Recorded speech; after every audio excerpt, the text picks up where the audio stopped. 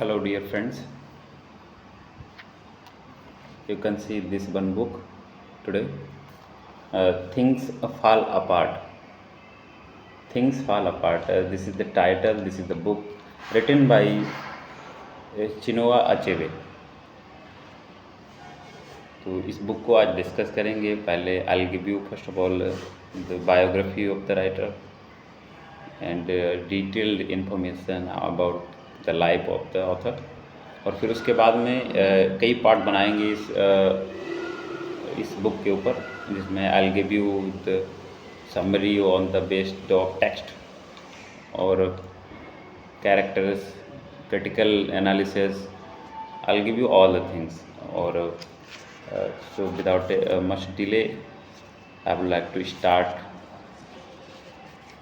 So first of all Chinua Achebe जिन्होंने इस book को लिखा है, he was born on the 16th of November 1930. जो चिनुआ अचेबे जो लेखक हैं हमारे इस बुक के थिंग्स फॉल अपार्ट के, उनका जन्म 16 नवंबर 1930 को हुआ था, 1930 को हुआ था. His real name is Albert Chinualumogu Achebe. मतलब इतना बड़ा सा नाम है, Albert Chinualumogu Achebe. This is the full name. तो इनका पूरा नाम ये था, वास्तविक नाम ये था. He is a Nigerian novelist, याद रखना है. ही बोर्न इन नाइजीरिया. तो नाइजीरिया के ये नॉवलिस्ट हैं, उपन्यासकार हैं, poet, professor and critic. He is best known for his first novel magnum opus. ये बहुत ही मास्टरपीस रही है. इनका पहला ही वर्क है थिंग्स फॉल अपार्ट, जो कि लिखा गया है इन 1958. It is the most widely read book in the modern African literature. और the poet basically belongs to Nigeria.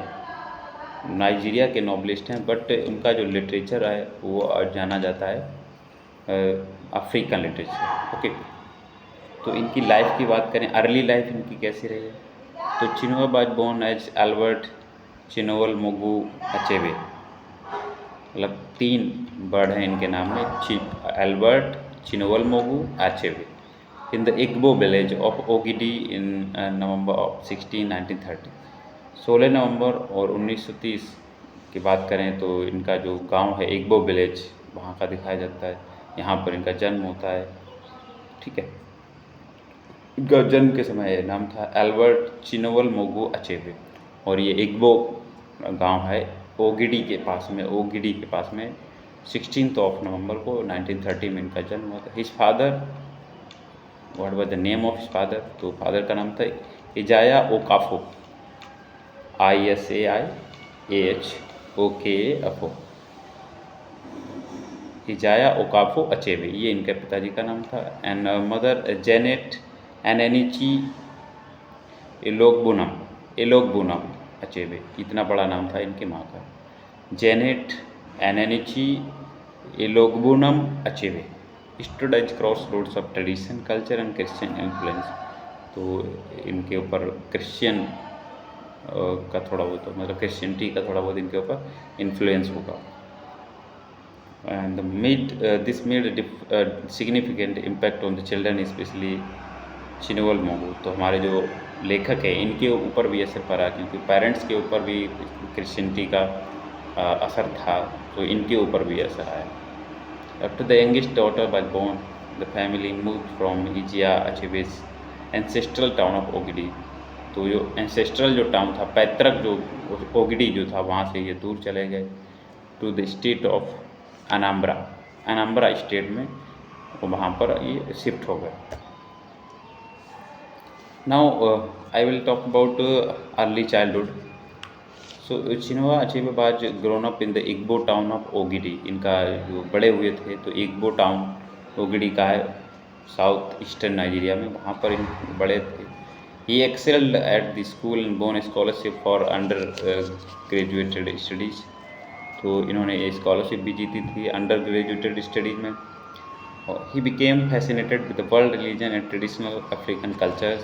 और इनका जो इंटरेस्ट था वो ट्रेडिशनल अफ्रीका या वर्ल्ड रिलीजन इन सब में. And began writing stories as a university student. और इन्होंने एक यूनिवर्सिटी स्टूडेंट के तौर पे लिखना शुरू कर दिया था.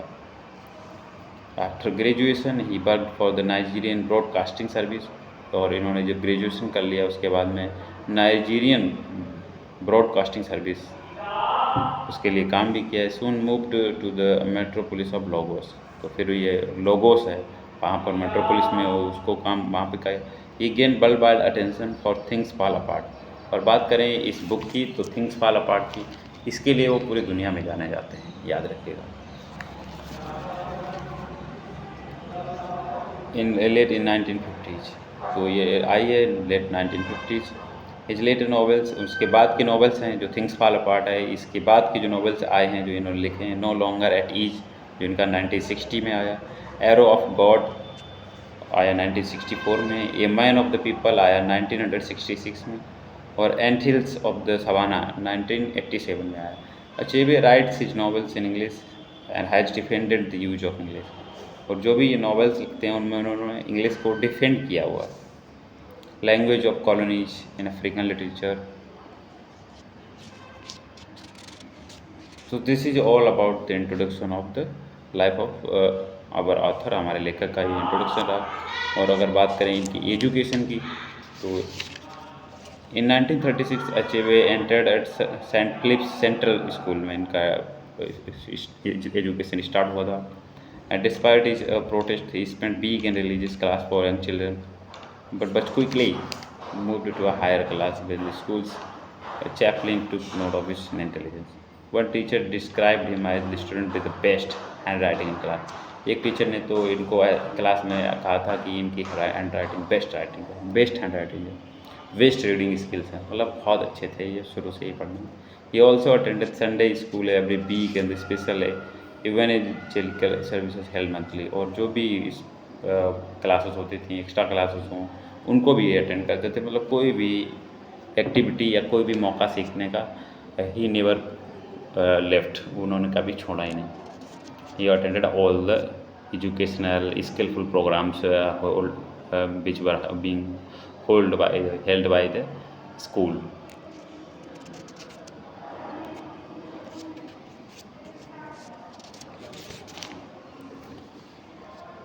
ये जो वीडियो होगा कई पार्ट्स में बनाएंगे और ये पूरी बुक है, इसको हम डिस्कस करेंगे, तो definitely this will be very helpful for all of you. तो अभी इंट्रोडक्शन इनका हो गया। अब इसके बाद में बात करें इनकी मैरिज की, अगर बात करें या मैरिज एंड फैमिली की बात करें तो देखते हैं। In the same year things fall apart by publish, मतलब जिस साल थिंग्स फॉल अपार्ट पब्लिश हुआ, Achebe was promoted to the NBS, means Nigerian Broadcasting Service में, तो put in the charge of network eastern area. He moved to Enugu, तो वो एक बार इनूगू गए थे। began to work on his administrative duties, और वो अपने administrative duties पे काम कर रहे थे। There he met a woman named Christie Okoli, तो वहाँ पर एक औरत से मिले जिसका नाम था Christie ओकोली।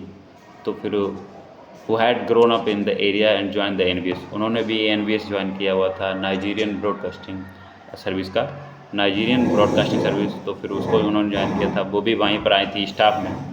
They first conversed when she brought to his attention a pay discrepancy. A friend of hers found that although they had a simultaneous, वो तो हो गया फिनिश। वही तुम लोग कुछ बचा है? नहीं, सर बचाया क्या नहीं?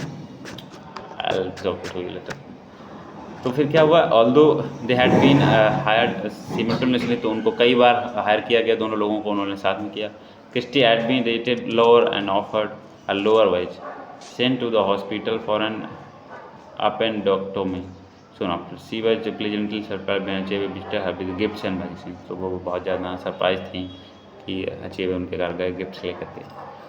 उनकी शादी की बात करें तो Achebe and Okoli grew closer in the following years on the 10th September 1961, तो ये 10th September 1961 में they were married in the chapel reception of the campus of the university of Ibadan, यहाँ पर इनकी शादी हुई 1961 में। Christie Achebe has described their marriage as one of the trust and mutual understanding, though some tensions arose early in their union due to the conflicts about attention and communication. तो जिस तरीके की बातचीत थी उसमें कन्फ्यूजन था, लेकिन ये शादी जब हुई तो बहुत ही ज़्यादा ट्रस्ट और म्यूचुअल अंडरस्टैंडिंग के साथ इन्होंने शादी की थी।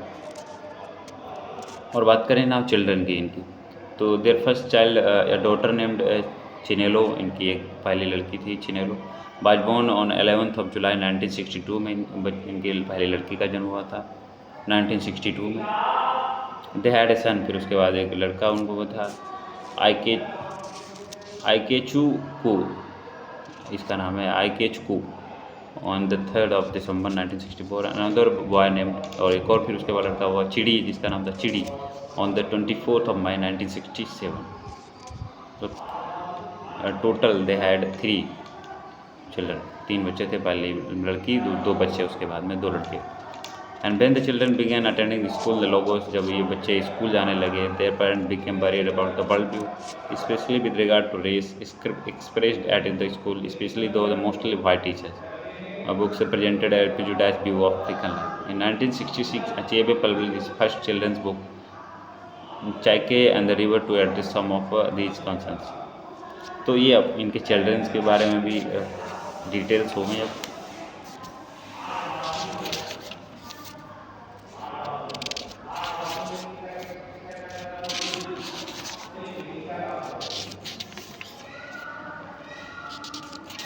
और ये जो अब बात करें हम अगर थिंग्स फॉल अपार्ट की, तो ये आया है इनका 1958 में, और इनका दूसरा वर्क जो है novel no longer at ease, ये 1960 में आया, एरो ऑफ गॉड 1964 में, और ये मैन ऑफ द पीपल 1966 में, और एंटिल्स ऑफ द सवाना 1987 में आया। कुछ इन्होंने शॉर्ट स्टोरीज़ भी लिखी हैं, उनके नाम ऐसे हैं। During his literary career Chinua Achebe was written 7 collection, इन्होंने 7 कलेक्शंस लिखे हैं शॉर्ट स्टोरीज़ के। These short stories are as follows. तो पहली इनकी स्टोरी है marriage is a private affair 1952 में आई, डेड मैन्स पाथ 1953 में, sacrificial egg and other story 1953 में, सिविल पीस 1971 में आई, girls at war and the other stories 1973 में, और अफ्रीकन शॉर्ट स्टोरीज 1985 में आई। और 7th जो है handman book of contemporary African short stories, तो ये आई थी 1992 में। द बॉटर, ये कुछ शॉर्ट स्टोरीज़ के बारे में आपको बताया गया। उनकी कुछ पोइट्री भी इन्होंने लिखी हुई है, एसेज भी लिखे हुए हैं, चिल्ड्रन बच्चों के लिए भी बुक्स लिखी हैं। और ये जो वीडियो मैंने अभी, या जो मैं बुक बढ़ाने की कोशिश कर रहा हूँ, अगर वीडियो के आगे वाला जो, या आप चाहते हैं कि मैं इसकी समरी या चैप्टर जो हमारा जो है बुक है इसका इंट्रोडक्शन दें, तो इसके लिए मुझे ज़रूर कमेंट बॉक्स में बताइएगा, so that I can feel interested and feel motivated, feel attentive to make the video. तो फिर मैं वीडियो बनाऊंगा, तो फिर इसकी समरी या इसका जो इंट्रोडक्शन है वो सारी चीज़ें डिस्कस करूंगा। आई होप आपको ये वीडियो पसंद आता है। If you like this video please like it. Bye bye, see you in the next video.